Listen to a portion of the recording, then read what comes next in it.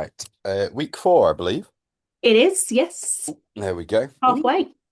halfway point. Yeah. Time flies when you're having fun. It does indeed. Good. What's that? I'll turn my phone off so I'm not distracted. ADHD break kicking in. Um, cool. Yeah. Forms are all in and a couple of good questions and then just a point which I added in because I'm not feeling 100% today. So I thought it would be relevant to add in kind of training around illness, Yeah. injury, and energy levels and stuff. So we'll go through loads of good wins. Um, I had a good couple of calls on Monday with Gina and Carrie, just sort of talking about refocusing, planning, and things like that. And it's I know we keep saying it, but this kind of answers the first question, or one of the answers to the first question Yeah. I put through as well. But it is planning, having a plan around, especially if you're trying to maintain kind of a healthy and fit lifestyle, it is having that plan ahead. Eventually it becomes second nature. It's habit and routine, but it's having that habit of planning out your week ahead. Um, if you kind of go into stuff blind, Mm. you are setting yourself up for hiccups and making life a hell of a lot harder for yourself. Yeah. Better planning, improved planning and food prep this week, which is good, leading to fewer off-plan choices.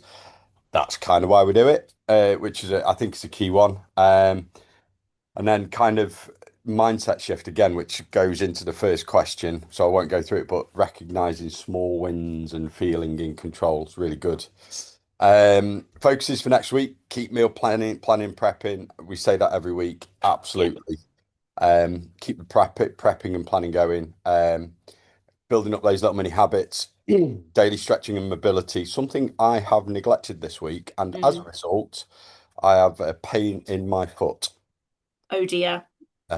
It's just I think it's a bit like plantar, but down the side rather than underneath. Yeah. Absolutely. And then yeah, protect sleep and recovery time, which is something I'm going to do tonight. I am going to go to bed early. Rosie's sorting out G&T. Rum. Oh, sorry, rum and coke. Even better. It's been one of those days. Well, I've got a Uh, fruit tea.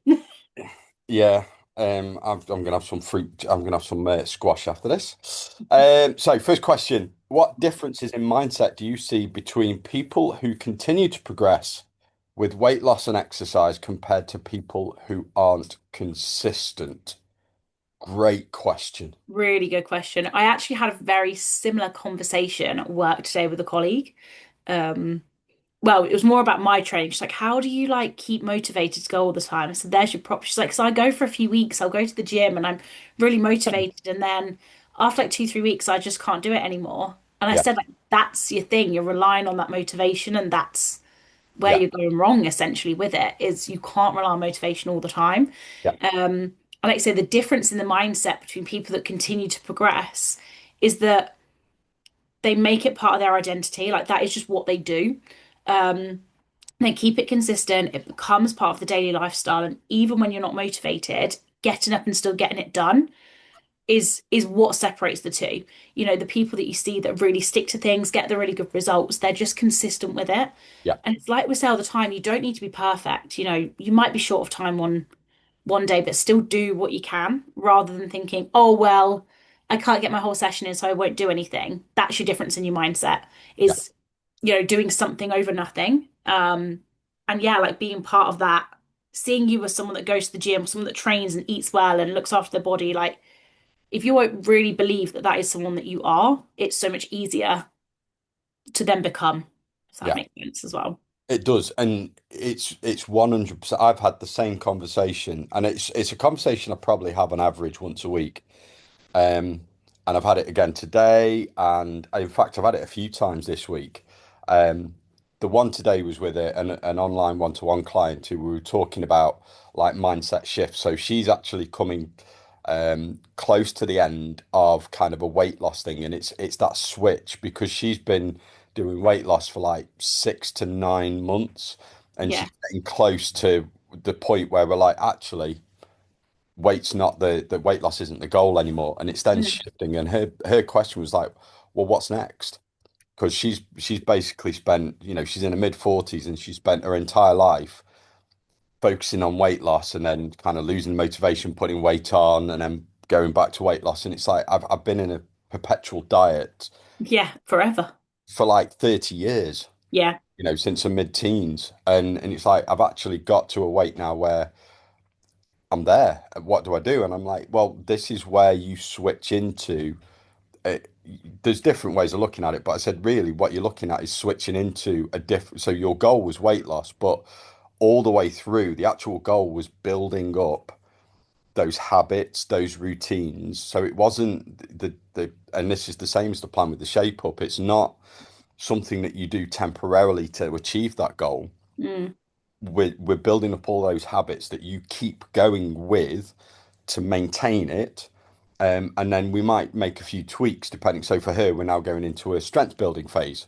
So we keep all the baseline habits. So it's strength training sort of 3 times a week. It's prioritizing protein because that's always going to be the case. But then we make a few tweaks. So we're slightly increasing her calories because she's going from a deficit into maintenance, but she wants to push in the training. So we're going to fuel the workouts. We're kind of increasing the intensity of the workouts, but the same basic habits are there. Training regularly, keeping her steps up, prioritizing protein, making sure that we get the rest and recovery in, hydration, all of that. It's the same thing. So changing from that kind of to maintain all of this stuff, it's forgetting. I think you have to get out of your mind that we focus on the scales, Yeah. but we're also looking at all the other things, like say identity. Having that part of your identity is key. Building up those habits, seeing yourselves as somebody who is fit and healthy, not as somebody who is just looking to lose weight. It's it's kind of that kind of identity and building it up. Um, and then being prepared to kind of change the goals as you go along because they Yeah. will shift. And you might have some people need those little mini goals and things just to push them going forward. I'm somebody like that. I need a little mini goal to work towards that, and I kind of set periodically. So it might be at the moment mine are focusing on when I am training consistently when I'm not poorly. It's focusing on a different lift. So I'm trying to progress my bench press because I want to get stronger in my bench press. Um, whilst maintaining deadlifts and squats. Those are the three lifts I focus on, and then it'll switch between them. So I've always got those little mini goals of things. And I think in the new year, I'm going to change it again and I'm going to focus on building up my cardio fitness because that's something that's taken a backseat. Yeah. So, yeah, I think the main difference is people who continue to maintain this stuff, I think you're right, you're hitting the nail on the head, is that they change their identity from somebody who um, got themselves to that original position. It might be that they saw themselves as somebody who is unfit or lazy or eating on it, to somebody who eats healthy, somebody who is fit and healthy and Yeah. prioritizes their health first and not go to extremes. Yes. 100%. And that's the other thing. Like, I think I said something like, just tonight I was just really in the mood for pie and mash for dinner. I think it's Yeah, cold, wanted something comforting. And my colleague, the Sam that had asked about it, she was like, oh, well, this is why, you can eat stuff like that because of how you train. And I'm like, but you can eat stuff like if you don't and you're like, oh, I can't even have a pie for dinner. yeah, What? Like, I yeah, can live out pie every now and then. Like, no, I'm not having it for dinner every single night, yeah. but there's nothing stopping you doing that. Oh, well, you train so you can do that. I wouldn't be able to because I will just gain loads of weight. And I'm like, that no. And again, it's that all or nothing mindset. Yeah, because as soon as you deny yourself those things, you want them more. And I Yeah. spoke to another client on Tuesday night, and she had the same conversation with work colleagues. Like she will always take it, she calls it a sweet treat, which I don't like the language, but it works for her. Yeah. So they always take a sweet treat with me after I've had my lunch because then I don't feel the need to have when everybody's having biscuits in the middle of the afternoon. I've had something, it's satisfied that craving, and Yeah. I'm all right. And they're looking at it going, well, you're slim, you can eat those sorts of things. She's like, no, everybody can eat them. I Yeah, just choose to do it because I know that it stops me from, because somebody offered her one of those skinny whip bars. Now, for some people, they work. I'm not particularly keen on them. I don't like them, and it wouldn't scratch the itch for yeah, me. So I'd much rather have like get a strip of chocolate, eat that. yeah, Practice self-control. yeah. Cool. Next question. Quick winter lunch ideas around 300 kilocalories. Hi, this is the question. So, quick winter lunch ideas around 300 kilocalories, high protein, easy to prep, because she's sick of salad. And I Fair. get the sick of salad. Winter. Yeah. We want warm lunches. First thing I would say is 300 calories is maybe a touch on the low side. Mm. If you were just having a 300 calorie lunch, then I would actually pair it with something that is, you could have a dessert, maybe have a yogurt or some fruit or something alongside just to make sure Yeah, you're getting the volume in. Um, if you're aiming for, let's say you're aiming for sort of 1,500 calories, which is on the lower side of the calories, and certainly for somebody who's slightly smaller. Um, Breakfast, and I would say breakfast is 300 to 400 calories. Lunch should be 4 to 500, and then that gives you kind of a 600 calorie evening meal and a little bit of space for a snack as well. So I would say 300 calories on its own is a little bit low. yeah. Pair it with something. But in terms of ideas, there's loads of stuff for slow cooker. I mean, we've just had a peri peri chicken, not peri peri chicken, paprika chicken slow cooker meal, which is Nice. chicken breast, chopped tomatoes, tomato puree, and then paprika, onions, peppers. Um, and that is just a flexible base, Yeah, chicken, onion, peppers, or whatever veg you want in there. You could put tomato sauce in with the oregano, paprika, whatever herbs and spices you want in there. Really, really good. That would come out at around 300 calories a portion. And because you probably per portion 150 grams of raw chicken, you're looking at around about 30 to 35 grams of protein per portion with that. If you didn't want tomatoes, you could use chicken stock, or whatever stock that you want to put in there. You could do the same with beef. So again, like a chili, yeah. Chili's really, a really really good good one. chili. Beef mince, adding beans or lentils in there. Again, you could use tomato passata or chopped tomatoes, or you could put a stock in, leave them to cook for sort of 3.5, 4 hours. Really simple and easy one. Soups. I was gonna say soup's a really good one. Yeah, and with soups, you could use any sort. So I tend to go for a vegetable-based soup, and then I'll add protein in, whether that's chopped chicken, chopped ham, chopped beef, whatever. If you really want to and you're weird, you can put tuna in there. Doesn't always work, but you can do. Gross. So having a soup as a base and then adding in your protein Yeah, source. Tesco's do a really good spicy three bean yeah, soup.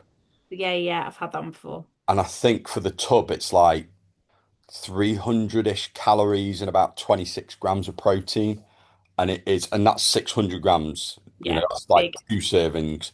Um, and that's really, really good. If you Mhm. just had half, you could have that um, with some extra chicken or ham in. Really, really good option. Frittatas, Yeah, you can make them up in advance, make a big one. I like a crustless quiche type thing as well. Stuff yeah, like that. Make a big one, portion it out, heat it up. You could have that with some microwave veg on the side. Really simple. And then obviously other one is if you wanted like a sweet option, um, just your Greek yogurt, fruit, that sort of yeah. stuff in there. So there's loads. Um, Slow cooker options. Have a look on the recipe hub as well. Yeah. And I am going to add. I've got a slow cook tikka masala going up. I'm going to put the paprika chicken one that we've just done up there, which is really nice. What else have I done? I've done a few of them actually. I did a beef stew. I Beef was stew, gonna say stew. like I a love big, a beef stew. make a massive batch, portion it out. The key is making sure that you get 125 to 150 grams of your protein source per serving. and then bulk it out with loads of veg. Hmm. Uh, 100%. I was actually thinking driving home today, I need to get my slow cooker out again. It's getting cold. It's time for it to come out of hibernation and yeah, get and it on. with that, I mean, one of the things that I do with that as well is that I might not want it that night, but if I've got a bit of time while I'm cooking a meal, I'll chop everything up, stick it in, put it in the fridge overnight, and then you put it on low in the morning on the low cook. Because it's been in the fridge, it takes a little bit of time to heat up. Yeah, You can stick that on. Let's say you go to work at 8, stick it on at 8 o'clock in the morning. That's going to be ready by when you 5, get home. Yeah. and all you You, need to do is stir it and leave it a little bit longer and you're done. yeah, and like you say, it then stops you like coming in from work, if you had a long day, thinking, "Oh, I can't bother to cook." It's already done. You've not Yeah. got to, you know, No, you've not got don't to be so. not got to stress and worry about it. So slow cookers are great options. But yeah, we've talked about a few different ones there. What I'll do is we've recorded this obviously, so I'll put a couple of those options in the notes on the YouTube video. So if you look in the summary notes, I'll try and put the rest, like a few different really simple basic recipe options in there. So have a look. Um, yeah, I mean it's the other thing as well. It's just if you're having an evening meal, like if you've made a stir fry, double it up. Yeah, It's just a really we forget about that sometimes. If you're having a yeah, stir fry or if you're doing bolognese or a lasagna, just make a big batch of it and portion it out for your lunch as well. yeah. You And the know, other thing, like you say, like something like a bolognese, is that's such a good base because then even if you don't want the bolognese again, you can then make that into a chili, or you can change that, or goes put on it in a jacket wrap, taco potato. wrap, whatever. Yeah, jacket Yeah, potato stick. If you make it nice and thick, it'll go inside in a wrap. Bit yeah, of cheese and perfect. You can make like a burrito with a bit of rice in there as well. Yeah, there's loads and loads of things you can do with a really bolognese. good base. Yeah. Yeah, And it's the same for like a chicken. If you just batch cook a load of protein, if you just want something that's really quick and easy to prep, get a load of chicken breasts, air fry them, bake them in the oven, whatever. Get them all ready, and then you can chop them up and you can put them in wraps. You can stick it on jacket potatoes. You can put some microwave rice with it, cook some pasta up in a portion, take it into work, reheat it, done. another good thing that I don't do it as much when I'm on my own because there's a lot, but like a whole chicken again Yeah, in the slow cooker and then just shred that in a Tupperware and then again you've just whether you add that to your soups, wraps, whatever, you've then just got dead cooked easy. chicken like good to go, Yeah, dead easy all then. shredded, really good. Yeah, loads and loads of good ideas. So I'll try and put a few of those in the notes when I put that up. So read those. If you're watching this, read through the notes and there'll be some recipes in there. But also have a look at the recipe hub. Yeah, Right, last little bit. Really, I mean, I've not trained today. I didn't train particularly hard yesterday because I could feel myself sort of not feeling great. And I'll probably not train particularly hard tomorrow, if at all. Um, the key thing around training and stuff is, and I put it up on a reel. Do not. One of the things that people, and again, it ties into the all or nothing mindset. One of the things people kind of fall into the trap of when they're working out, especially if they're looking at going for like a fat loss thing, they think they failed if yeah, they've missed the training session, and you've got to listen to your body. And there are going to be certain times across any sort of block, whether it's your menstrual cycle, whether it's illness, whether it's injury, whether it's just the fact that you're tired because you've been burning a candle at both ends. You've got to listen to your body. yeah, You've got to kind of think, you know what, this is just not a good idea. Okay. And there are times sometimes when you can do it and you just have to dial things back. So, for example, around the menstrual cycle, there is no like a lot of people say, oh, you need to train to your cycle. You need to push during one week and back off in the next. Strength wise, your strength doesn't change. Energy levels is a different matter. yeah, Your energy levels can change. And I know this from training like hundreds of women. Um, and it's different for different women across the cycle as well. So it tends to be in the first half of your cycle, for most women, not all, but most tend to have higher energy levels. So they tend to perform better in workouts. In the second half, particularly the week before, energy levels tend to dip as estrogen dips. Um, so you tend to find that you feel weaker, but actually you're not. You just Yeah. less got less energy. So you can do things like, going for lower rep ranges, um, still lifting that heavy weight, but doing fewer reps at it. Instead of trying to push for 8 to 12 reps, you might do 4 to 8. Yeah. But you're still lifting the heavy weight, so you're still getting the benefit of the stimulus to the muscles. Um, but yeah, listen to the body. If you are feeling tired, lift lighter, reduce your reps, make sure you rest in between. Don't try and do back-to-back sessions, rest in between. And the same goes for tiredness. And then if you're ill, you're not gonna benefit yourself. You're gonna do a half-ass workout, Yeah. which is not going to give you the stimulus that you want or need to build muscle. It takes you longer to recover because you're ill. So you're much better taking that extra rest day or 2 rest days, or even if it's a week, Yeah. taking that time, get yourself well hydrated, eat properly, rest and recover, and then go back into the gym fully recovered and you'll get more out of it. It doesn't matter if you've missed a session. You're not suddenly going to lose all your strength in a week. Um, Rest, okay, and listen to it. And the same with injuries. If you've got, I've got a bit of a foot injury at the moment. Just it's just tight, so um, I won't be training full on. I'll work around that, so I won't be doing squats. I'll do things like leg extensions, and I might do a leg press. If I've got injuries in the shoulders or the arms, again, I modify the exercises. And if you do need any help with that, as we had last week, when Carrie asked about exercises around hurting the back, we can modify them so that we can Yeah. work around it. But I think the key thing, if you're not well or you are really tired, don't push yourself because the chances are you could injure yourself or you're just going to make that recovery a lot longer than it needs to be.